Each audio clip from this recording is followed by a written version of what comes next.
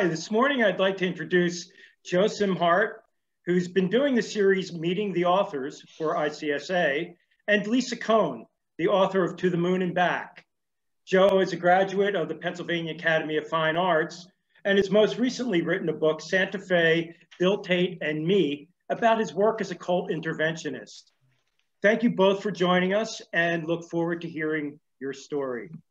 Hi, Lisa. How are you today? I'm wonderful, Joe. How are you? I'm good. I'm in Pennsylvania. Where are you right now? I am in Pennsylvania. I'm outside of Philly. We're home people. Okay, good.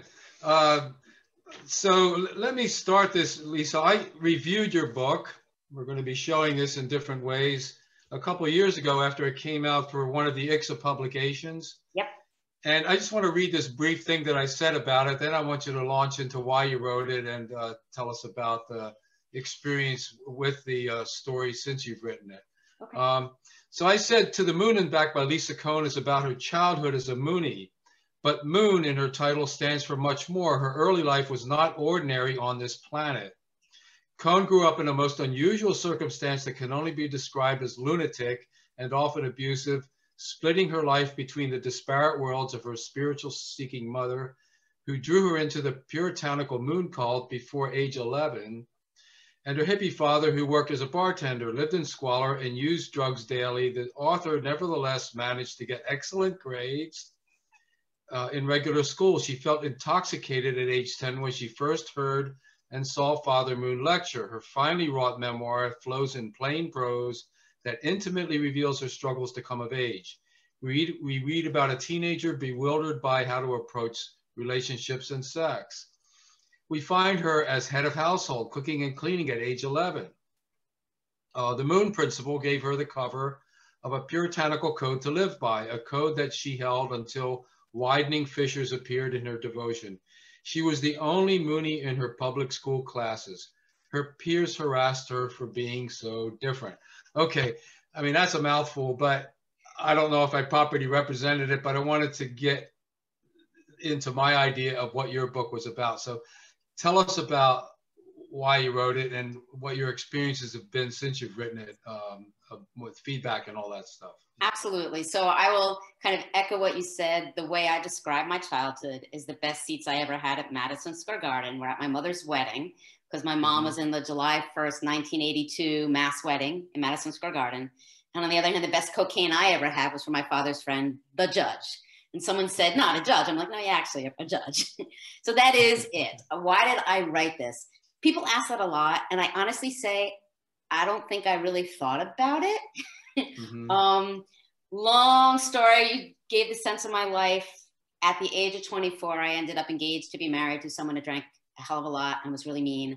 Crawled into Al-Anon saying, tell me if he's an alcoholic. There's no way I would ever be with an alcoholic, because I've always been very functional on the outside. Only discovered there were many reasons. And as my brother says, when you sit in a 12-step program with hundreds of people there, all have these incredible stories, and you tell your story and their jaws all drop, you're like, oh, it is a little different, isn't it? Okay. And in my day job, I own an executive coaching and leadership consulting firm. And so literally about 20 years ago, I sat down to write half memoir, half self-help, to help everybody and share everything I've learned along the way, which is kind of why I wrote it, I guess, in retrospect. And it's been a long process, and it became the memoir, as you held up. And it's been a fascinating experience. There are messages now I'm really trying to share about hope, and I can go into those. But you asked, what's it been like since I did this? It's been unbelievable. So my process was reintegrating and going back and looking at things. And since the book came out, I've done that even more. I've reconnected with just about everybody in the book who mattered to me, people I never thought I'd see again. Like when I walked away as a kid, as a second generation, you walk away and you leave everything. And so I was best friends with Reverend Moon's daughter, and I reconnected with her and with a bunch of other people. I found ICSA. When I left, you might have been there, but I didn't know. I'd cold turkey, did it all alone. And I will never forget going to the conference in Philly and sitting in a room of second gens that I didn't even know we had a name, right? Yeah. And then putting on the like PowerPoint what it does to your brain when you're raised in this. And I was like, oh my God, That's my brain. That's every fight I've had in my marriage. And now I'll meet a second gen from a different cult in a different country, and I'll know that person so deeply. So it has just literally cracked open my recovery and my healing and made me look at the fact that I still, my freshman year, and I'll read about it, I almost jumped off a bridge at Cornell, and there's a kernel in me that still thinks I should have, like, I shouldn't have, but like, so it has just cracked open my healing in wonderful, wonderful ways. So there's a long answer to your quick Great. question. All right, yeah, I know this is half hour is going to go quick, but one thing I'd like to get into and not miss was you do a good job of framing this with this concept called Sarah, S-A-R-A-H, in the book. And it's a process for dealing with loss or death in 5 stages, and it's shock, anger, rejection, acceptance, and hope. Tell us about that and how that helps explain this and you know, parse it out for people. Yeah, so again, I was taught not to feel, I was taught not to think. You'll see in my story, basically, when we joined, my mom said, what should I do? And we said, you should leave us, and never could miss her, all of that. So when I like got out, I survived by never looking back and never dealing with anything until I almost married an alcoholic in a really abusive relationship. Wow. And then I started to look. And so the shock was, oh my God, I had no idea it was so bad. And then I felt, I still am not good at anger. All the anger that I have like pushed down forever, with mostly at my parents, recently at the church and Moon, I'm happy to say. And the rejection of everything. And then finally, I've done a lot of work to be able to accept mostly myself. It starts here, self-love, self-compassion. That's all I preach. And then to be able to accept the limitations of my parents. You know, in Al-Anon, they say you're exactly where you're supposed to be, which means other people are too, which is really annoying. And then that free, right? And that freed me to hope. And actually in the book, I talk about hello world, like joy. People ask me if I have any spirituality, and I believe in love, and I believe in hope and joy, right? That's my God, whatever that is, right? That's what I believe in. So, but you have to go through that process. I just band-aided it up and was so broken inside. And for me, I had to look at the gunk and throw up the gunk, almost literally sometimes.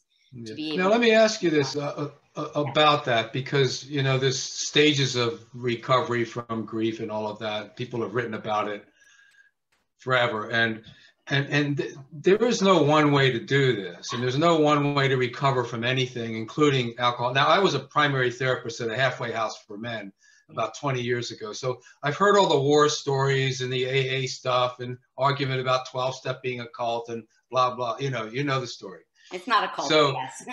but every one of these guys has a different story. That, you know, every one of them had a different rate of recovery, a different reason to be angry. Some of them weren't angry, you know, about how they were raised, even though they were brutalized. So different people have different reactions to this kind of thing. So you work with people in a kind of coaching or a consulting concept. Does this come up? You know, the cult experience or something like that, the abusive relationship experience when you work with people? So I am this executive coach and leadership consultant who works with Fortune 50 companies in the Sweet Street who talks about love. I'm very weird. I absolutely do. And honestly, since the book came out, it's been such a gift because like I have this story that literally will suck energy out of the room. You know, I was once next to someone who had polio and nobody cared that he had polio when they heard that I was raised in a cult.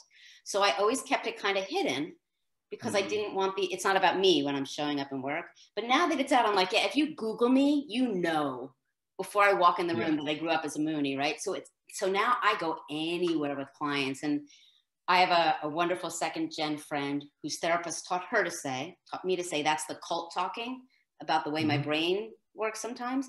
And I give that to clients all the time. I'm like, take out the word cult, put in the word that helps you when you want to look at the stinking thinking, crazy thinking, right? So yeah, it is so out there and it's so freeing to be able to say, yep, I was a Moonie. Yep, I did blow. Yep, absolutely. Now let's talk about you. Yeah, it is strange. I mean, it has a stigma almost like mental illness. You know, that you've been in a mental hospital, Yeah. you've been in a cult. I mean, it almost equates in the public's mind, right? And that's the problem. And whereas, you know, you and I know that this kind of influence behavior is everywhere in many different guises. It's not just cult. So the other question I have is, you had this relationship with Moon's daughter that you call Jin, Jin. Yeah, tell me about that when you met her again, because the book brings out an interesting reaction you had. She asked you to lecture or talk at some event. Tell us about that, because you know how she changed and maybe how you perceived everything, and how long was that distance between when you left and when you did that? So long lecture. Story, very short. When yeah, we go ahead. joined the church in 1974, I was 10, and there were no kids, right? There was all 20-year-old kids, so there were no little kids. And Moon's children had just come over from Korea right about then. So they were the kids and we were the kids. And so we hung out with them. And anybody who is a member of that church or any part of a cult knows that, like, I should not have been playing with the Messiahs, the true children, the most, like, you know, you bow before them. And I was this sinful person. So that was the basis of our relationship for a very long time. I was the good girl. They were like the, you know, did everything they shouldn't do. You know, people would say, make them behave. And how could I? But we were very close until, long story short, around 16, huge soap opera. A Sunday school teacher slept with one of the blessed children, seduced her. She spread rumors about me. Moon believed him and made a decree to keep me away from his kids. I like to say my Messiah banished me. And then I did not see her again. You know, I go through a lot. I leave the church. I end up going back and looking at things. And I reach out to someone very instrumental in my life who says, oh, Injun wants to see you. And I'm like, what the? And I ended up, having dinner with her and telling her how I left her father, the Messiah. And the first thing she said to me was, I'm so sorry they did that to us, right? So, and I'm the weird second gen. I will say that a lot of second gens have a lot of really negative feelings about the true children, and understandable. But I knew them. I knew what happened to them, right? Their lives were not easy as well. So it's a very convoluted, multi-layered. She's still in my phone. Every now and then we connect. You know, it's So basically, does she still represent the Moon organization in a way? She does. When I connected with her, she was, so many of them, they're either dead, left, or running something. And so she was running the New York church, and then a whole scandal happened that I don't feel the need to talk about, but she's still involved. And I did ask her, I'm like, why are you there? And she said, it's my family. Yeah. So. Yeah, it's like I said in my memoir, be careful what you learn how to do. You might end up doing it. Well, it's so funny. I did go to see her speak, and she's a preacher, and I'm thinking, oh my, because I speak, right? We're talking about the same things, we're doing the same things, only I no longer believe in a God that needs me to pay indemnity and suffer and judges me. I don't believe in that anymore. I can't. So, you know, you've had a lot of time to think about this. How would you describe the Moon organization? I mean, what was he really about in your mind? You know, because I mean, this guy's into politics, into business, into mafia, into, you know, he gambled. I mean, he was the Messiah. What is this guy to you? You know, that is a great question. So as you'll see, when I left, I still believed. I just didn't want to do it, right? There's a lot of different ways to leave. And for the longest time, again, I didn't pay attention at anything. And then since the book, I've reconnected with people, and I did not know about the gambling. I did not know about the illegitimate child who I knew who did not know I did not know any of that when I left. And so for me to hear that, it cracked me. It really did. And honestly, in the beginning, I would realize one of the things that hadn't healed was, for a long time, I couldn't speak negatively about Moon. My brain would not talk, right? So that has been a huge healing, to be able to say, you know, I was on Megyn Kelly and they interviewed me and they said, do you think he believes he's the Messiah? I do think he believed he was the Messiah by the end of it, right? If enough people bow to you, you believe it.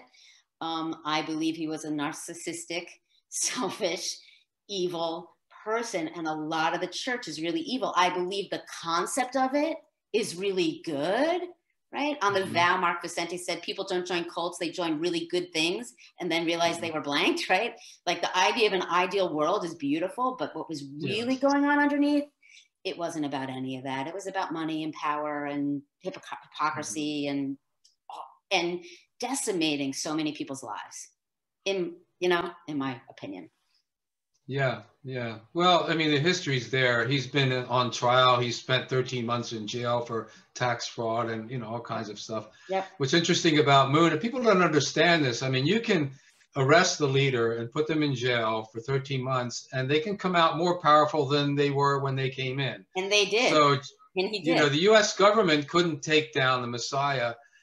It's complicated, you know, and I'm just going to add this. Moon ran the Washington Times, or owned the newspaper for, you know, and he set it up. He gave, I think, $2 million for President Reagan to give a speech after he was done his presidency, and $1 million for Bush when he left. I mean, he had money to throw around, and people in the conservative movement just accepted it left and right. Absolutely. Absolutely. Yeah. So putting him in jail made the membership believe in him more, made the right-wing Christian community and religious community come out and support him, right? And made the Republican right-wing community come out behind him as well. So it actually probably only strengthened his position as the Messiah, or his position in the right-wing world. Absolutely. Yeah, and so-called among his base, right? Yes. You know, so yeah. You know, there's this whole thing going on in the quote anti-cult movement that they want to stop this kind of behavior. They want to put an end to it. They want governments to do something. You know, how do you let someone get away with something like this? You know, people always ask these questions, and I basically just put my hands up. You know, I'm only doing one case at a time here, one person at a time. This is going to continue to happen in human affairs. I don't know, maybe I'm just a fatalist. How do you feel about that? So, I mean, I hope it goes away, which is why we're doing what we're doing. Yeah. But I go out there and I say, we are all susceptible, right? I was corrected by Steve, except unless you're a sociopath or have huge psychosis, our brains are susceptible, right? The way I see it, because as human animals, we crave certainty, purpose, and community.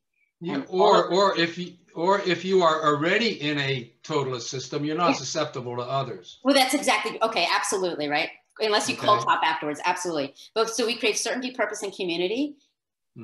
Nothing is more intoxicating than having a Messiah. We all know that, right? You have absolute certainty, you have purpose beyond belief, and in that community you will never have it again, right? So it gives us human needs, unless we fill them some other way, as my whole Pollyanna ideal hope for the world, we're always going to be susceptible to that unless we learn how not to be in the wrong place at the wrong time and open our brains and heart to other people. Absolutely. Yeah, I think it's a good answer. I don't have a big answer to it. Like I said, I try to work the small things, and hopefully, I don't know. But that, yeah. You're going to do a reading or two. Why don't we get into that before we run out of time? Because I'd like to hear what you have to say. So the first reading is from when we first joined the church, and what happened to my mother's Mimi, my brother Robbie, and me. As if at warp speed, the church became the center of my universe, the sun around which I revolved, into which I clung for warmth and light. In retrospect, maybe there was a hole in my life that the church filled. Or maybe it was the hole in Mother's life, or psyche, and I took it on. Whatever the reason, I was consumed. Preaching and proselytizing for Father was paramount. Family members are the only people I wanted to be with. 71st Street, Belvedere, and Barrytown were the only places I wanted to be. There was no room for Danny. Whereas I barely visited him before the church, now I had no desire to see him.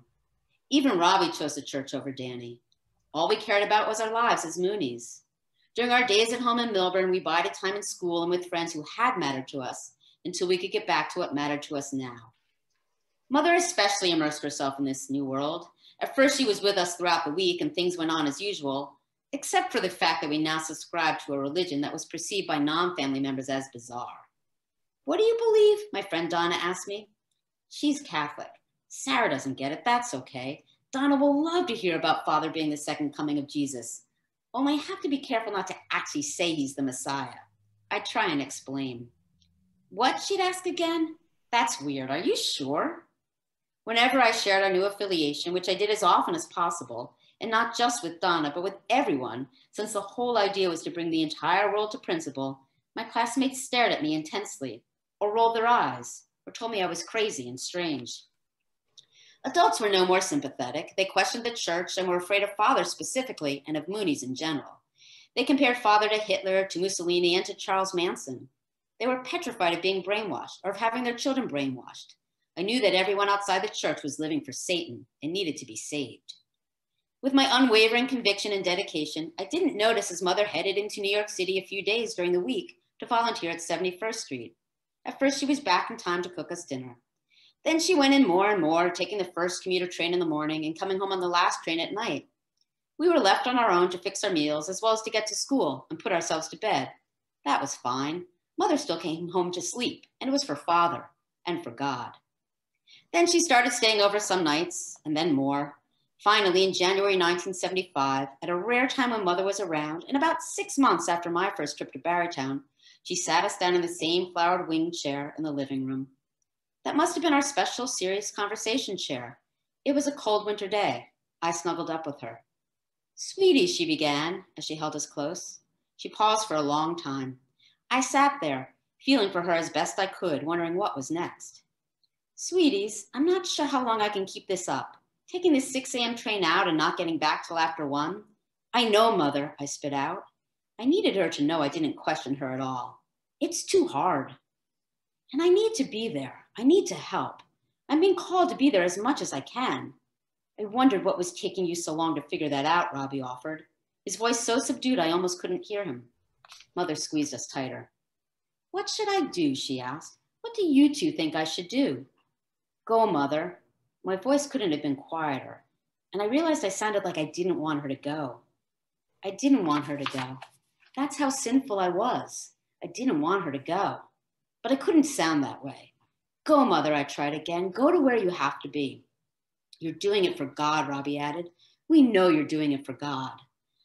After that, I suppose Robbie and I promised we'd be good and assured her that we'd be okay. I imagine we may have talked about logistics and school and Pop and how we get to visit her. I don't remember. Everything was a blur. I sat on her lap, willing myself not to cry and memorizing the feel of her next to me, the warmth of her body, her laughter, and her smile. It was God's will for her, and I wasn't going to stop her from doing what she needed to do, no matter what. I was prepared and eager to sacrifice and work for God in any way I could, even if it meant giving up my mother. So my mom does move out, ironically, I'll just say, into New York City to work with a group that helped all the people who had kids and couldn't move into the church and spent most of her life in the church caring for other people's kids, the blessed kids. So fast forward 8 years, I'm in college, questioning, made the mistake of having a boyfriend, and this is what happened as I started to leave. At Cornell, they joke about people committing suicide by jumping off the bridges. Someone had painted jumping zones and watching zones on the suspension bridge, and all the freshmen had heard a rumor that you were guaranteed an automatic 4.0 should your roommate jump. Before a stressful exam, Annie and I would teasingly suggest the option to each other in order to win a good grade. These days, they have nets under the bridges as a deterrent and safety measure. Then came that day that option became real. I was heading back to the dorms for my job at a daycare center off campus. On my way home, I took the Stewart Avenue Bridge over Fall Creek Gorge. Halfway across the bridge that afternoon, I stopped and stood still, unable to continue. I gazed down the road toward where I was going and over the railing to the rocks below.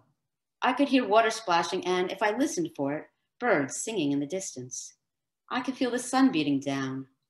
Frozen there, seeing but not seeing, hearing but not hearing, thoughts of plunging to the bottom of the gorge surged inside my head.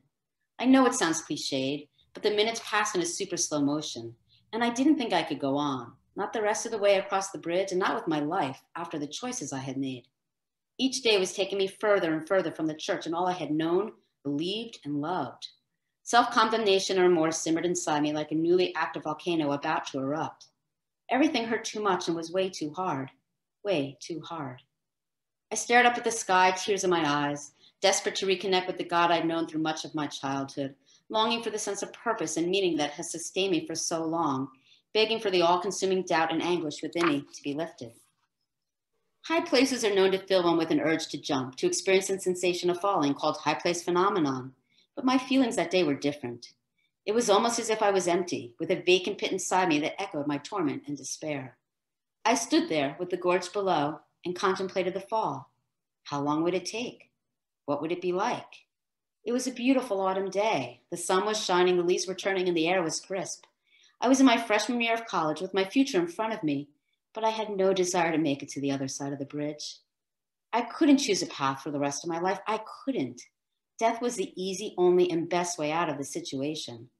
If I was dead, I wouldn't be ashamed of failing and walking away from the Messiah and my responsibility. I wouldn't be another person who wasn't strong enough or good enough, who turned against God and killed God's heart. Or I wouldn't have to leave Adam. This would all be done. I stood on the bridge for 10 or 15 minutes, looking over the railing, studying the rocks with their jagged edges and the water calmly bubbling, thinking about the immediate release I would experience. I wanted to fall to my physical death to avoid falling, having sex outside of a blessed marriage, to my spiritual death. Eventually, I turned away and walked back to campus. Why? How? To this day, I don't know. Why did I return to my dorm and act as if nothing had happened? How did I find it in myself to do that? What got me through that moment? Was it what got me through everything leading up to that moment and what would, hopefully, get me through everything else yet to come? I have no idea. People ask me now how I made it through without cracking, without succumbing, without being far too damaged. Again, I just don't know. Maybe I didn't jump to my death that day because jumping would have been admitting defeat, and I was too stubborn for that. Maybe there was a part of me that loved life and that somehow saw some possibility and hope or some chance for peace, even with my turmoil. Maybe there was a will in me to survive. Maybe I was protected by some greater power in the universe. Maybe I do have a steel rod for a spine. Maybe I'm just lucky. I may have decided not to throw myself over the bridge that day, but I still didn't know how to throw off the shackles of the church, how to lessen its influence and control of my mind and life. I didn't know how to make a final choice to leave, and I didn't know how to be anything but a Moonie. I didn't know what not being a Moonie meant. Wow. Yeah, I wish I could write like that sometimes. Wow. Oh, God, thank you. That was good. But it's so Yeah. fun.